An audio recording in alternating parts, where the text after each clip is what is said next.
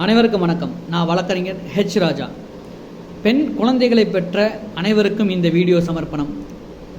தமிழகத்திலே நடக்கக்கூடிய பாலியல் துன்புறுத்தலுக்கு மிக காரணம் இந்த ஆட்சி தான். இந்த ஸ்டாலினுடைய அவல ஆட்சி தான் அப்படின்னு சொன்னால் நீங்கள் நம்புவீங்களா?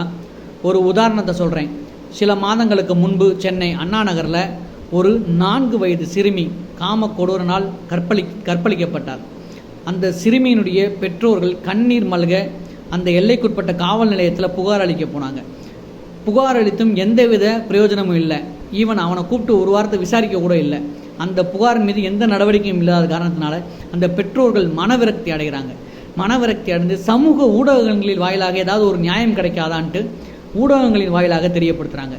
அதை பார்த்த ஒரு சென்னை உயர்நீதிமன்ற நீதிபதி அவர்கள் சூமோட்டோவாக அந்த வழக்கை எடுத்து அந்த வழக்கை சிபிஐ விசாரிக்க சொல்லி, அதாவது மத்திய அரசு சம்மந்தப்பட்ட CBI, central bureau of investigation, அவங்க தான் விசாரிக்கணுன்ட்டு ஒரு உத்தரவு போடுறாரு.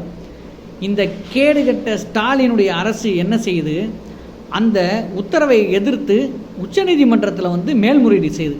அதாவது இந்த வழக்கை தமிழக அரசு தான் விசாரிக்கணும், சிபிஐக்கு விசாரிக்க அதிகாரம் இல்லை அப்படிங்கிறத மேல்முறையீடு பண்ணுறாங்க.